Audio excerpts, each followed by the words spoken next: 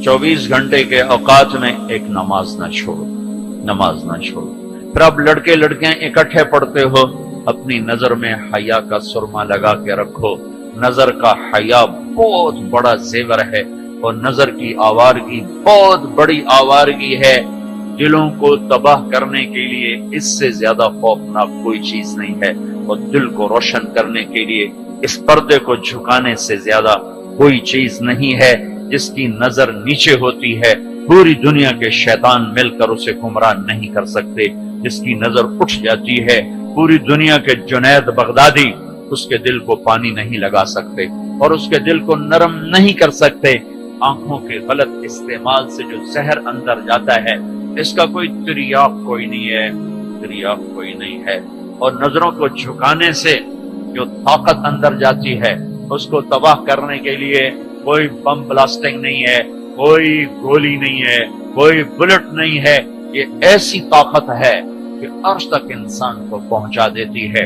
ये ऐसी ताकत है कि फरिश्तों को इसके कदमों में झुका देती है।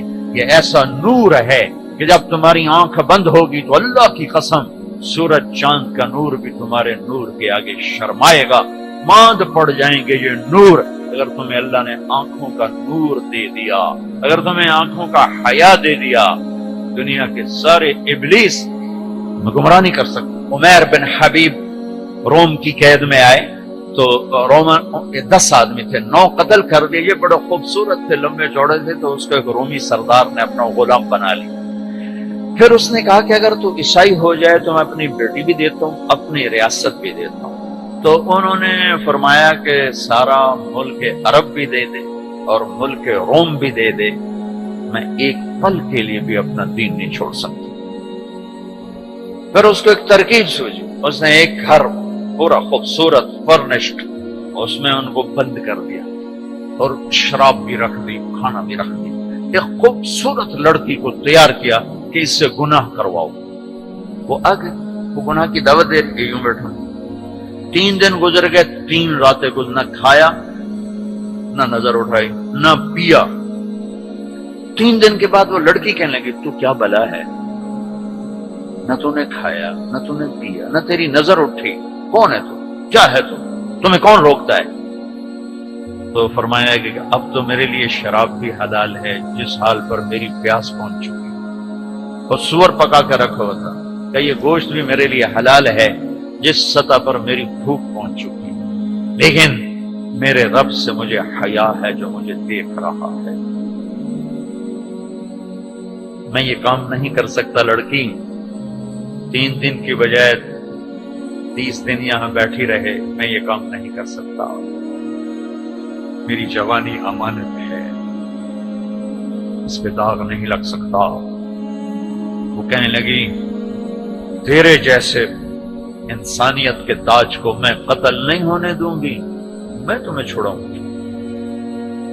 बाहर निकल के कहने लगी, सरदार तूने मुझे किसके पास भेजा है?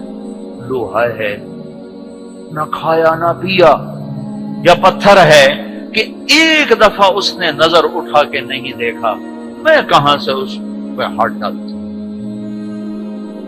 और फिर रात को आई, एक थैले में कुछ खाना और एक मशकीजे में थोड़ा पानी, और उसको चुपके से निकाला। कहा ये देखो तारा, कुतुब सितारा दिखा, कहा इसको यहां रखना कंधे पर और चलते रहना, रात को चलना, दिन में छुपना। अगर इसको तुमने इस सीधे कंधे के साथ रखा तो एक दिन तुम इराक पहुंच जाओगे। ये किरदार था जिसने सहरा नशीनों को कैसर और किसरा के ऊपर झंडे गाड़ने की ताकत अता फरमाई, तौफीक अता फरमाई और कुव्वत और कुदरत दी। अपनी 24 घंटे की जिंदगी में तुम्हारी हॉस्टल लाइफ है, पार्टियां ना बनो। मेरे देश को मजहबी नफरत ने भी बर्बाद किया है और सियासी नफरतों ने भी बर्बाद किया है। सारा मुल्क जवाल का शिकार है। मैं सियासतदानों का सिर्फ गिला नहीं करता हूं, मेरा तो रेडी पे सेब बेचने वाला भी बदत्यानत है, खाइन है। तो मैं सियासतदानों का गिला क्या करूं, मैं अफसरान का, ब्यूरोक्रेसी का रोना क्या रोऊं। हमारा तो चपड़ासी भी बदत्यानत है। अल्लाह उसके रसूल की गुलामी को ढूंढो ढूंढो, مذہبی نفرتوں کا شکار مت ہو. ہماری نسلوں میں بڑے دکھ سے یہ باتیں کہہ رہا ہوں کہ جیسی نفرت میں نے پاکستان میں دیکھی ہے مذہب کی، پوری دنیا میں کہیں نہیں دیکھی. مذہب کا اختلاف کب نہیں تھا؟ میرے نبی کی موجودگی میں صحابہ میں اختلاف، نبی کی موجودگی میں اختلاف. اختلاف ختم ہی نہیں ہو سکتا. محبت کرنا سیکھو، محبت کرنا سیکھو، محبت کرنا سیکھو. تم اپنے نبی کی سیرت اٹھا کے دیکھو، منافقوں کو گلے لگایا. عبداللہ بن ابی مرنے کے قریب ہوا. عبداللہ بن ابی غلیظ ترین انسان اور جہنم کے سب سے نیچے. ابو جہل اوپر ہے، عبداللہ بن ابی نیچے ہے. ابو جہل اوپر ہے، عبداللہ بن ابی اس سے نیچے ہے، لیکن اس نے اسلام کا لبادہ اوڑھا. میرے نبی کا عام آدمی، میرے نبی کو تو سارے منافقوں کا پتا تھا کہ کون کون ہے، باقی صحابہ کو نہیں پتا تھا کہ کون ہے، لیکن عبداللہ بن ابی کے بارے میں سب کو پتا تھا یہ منافق ہے. اس کے بیٹے آ گئے، وہ صحابی تھے، کہ یا رسول اللہ میرا باپ مر رہا ہے، آپ جنازہ پڑھائیں گے؟ کہاں پڑھاؤں؟ تو اس کے کفن کے لیے آپ اپنا کرتا دے دیں گے؟ کہاں؟ آپ نے اپنا کرتا اتار کے دے دیا. آپ کہتے ہیں میں منافق کے لیے کیوں کروں؟ کرتا دے دیا. وہ مر گیا تو اس کے جنازے پہ کھڑے ہو گئے. حضرت عمر سامنے آ کے کھڑے ہو گئے، یا رسول اللہ یہ کون ہے؟ پتہ ہے؟ کہاں پتہ ہے. کہا تو اس کا آپ جنازہ کیوں پڑھا رہے ہیں؟ کہا میرے اللہ نے مجھے ابھی تک روکا نہیں، یوں کہا ہے پڑھ یا نہ پڑھ میں معاف نہیں کروں. میں پڑھتا ہوں، شاید اللہ معاف کروں.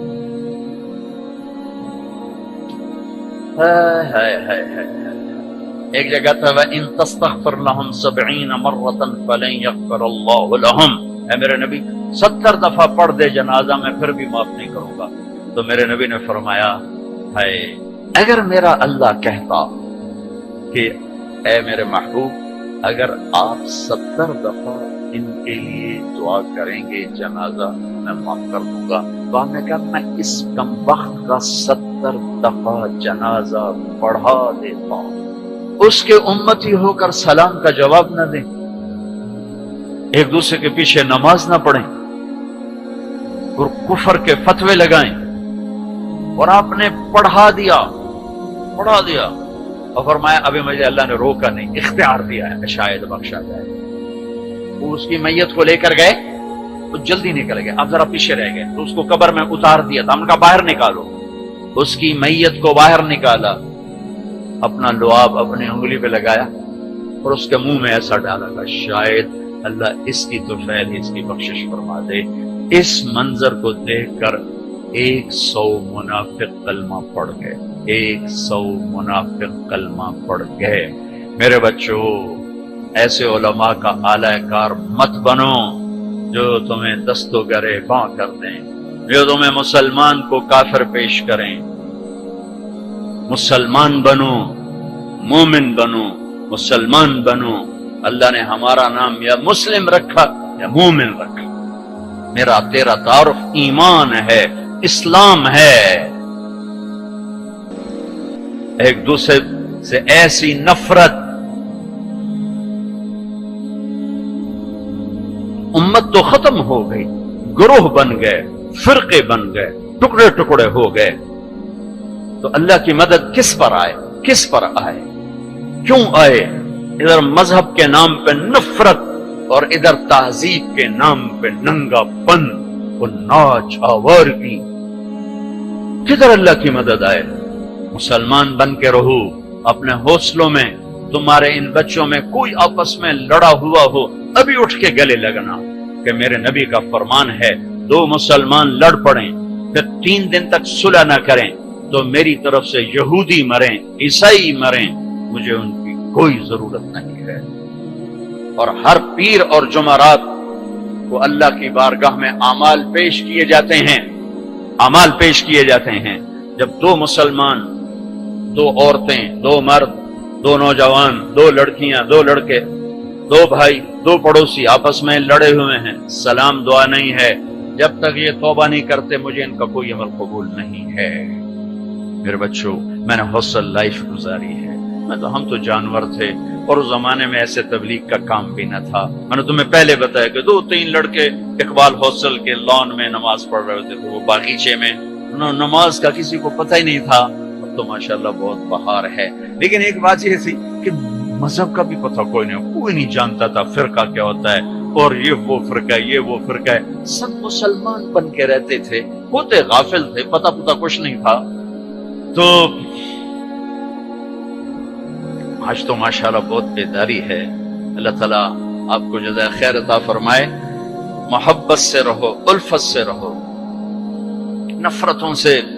ہماری آپس میں لڑائیاں ہوتی تھی، مذہب کے نام پر نہیں، سیاست کے نام پر نہیں. ویسے ہی وڈا کون ہے، میں وڈا تھا، میں چودھری ہوتا، میں وڈا ذمہ دار تھا پتر، میں وڈا ذمہ دار تھا پتر، اس پہ لڑتے تھے. ویسے کبھی مذہب کے نام پہ ہو اور کبھی سیاسی، ایسا کبھی نہیں تھا. ہمارے ایک وارڈن آئے، طالب صاحب رحمت اللہ علیہ، بڑے نیک استاد تھے لیکن تھے بڑے سخت. یہ استادوں سے کہتا ہوں ڈنڈے نہ اٹھاؤ، محبت کے پھول دو. وہ استاد نہیں ہے جس کے نہ آنے کی کمی طلبہ محسوس نہ کر کہ آج ہمارے ٹیچر نہیں آئے یار. اور جب ٹیچر نہ آئے کہ شکر ہے کوئی نہیں ہے، جان چھٹی. اب شکر ہے یونس صاحب کی کالی ٹوپی نظر نہیں آ رہی، جان چھٹی. وہ استاد نہیں. باپ گھر میں داخل ہو اور بچے ادھر چھپ رہے ہوں کہ ہیڈ ماسٹر آ گیا، پیو نہیں ہیڈ ماسٹر آ گیا ہے، تو وہ باپ نہیں ہے، ناکام باپ ہے. ناکام باپ ہے جس کو دیکھ کر بچے لپکیں نہیں، بڑے یا چھوٹے. جس ماں کی کمی کو اولاد محسوس نہ کرے، جس باپ کی کمی کو اولاد محسوس نہ کرے، وہ ناکام والدین ہیں. ڈنڈا، سختی، یہ میرے نبی کا طریقہ نہیں ہے. محبت.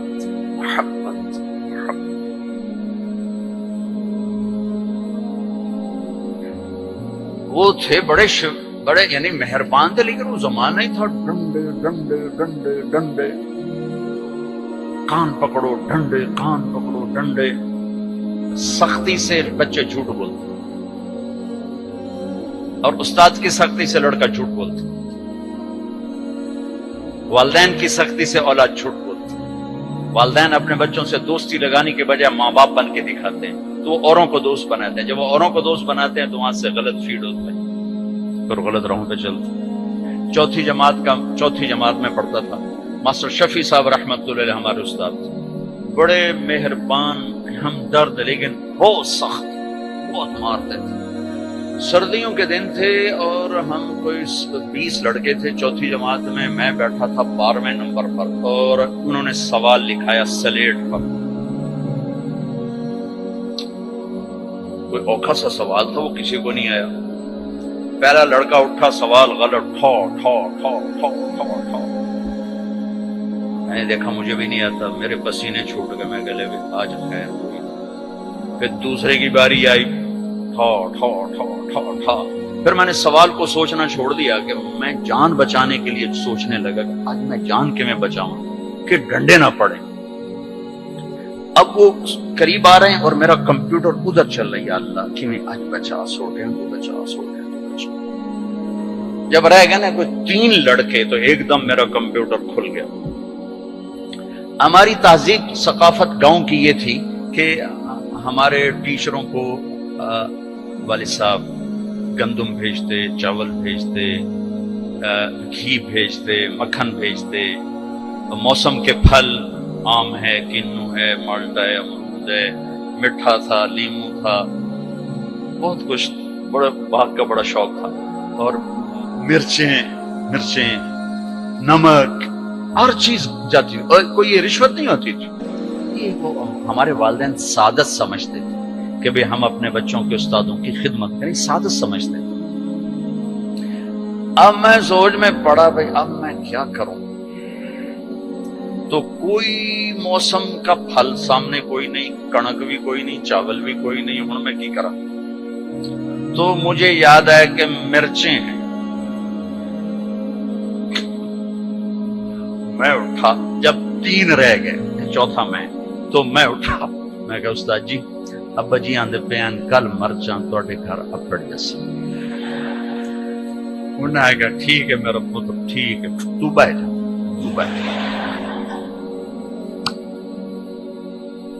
میں ڈنڈوں سے بچ گیا. یہ جھوٹ مجھے کس نے بلوایا؟ میرے استاد نے بلوایا. بچہ تو ایک یہ پھول ہوتا ہے، اس کو یوں تھپڑ مارو تو یہ مسئلہ جائے گا.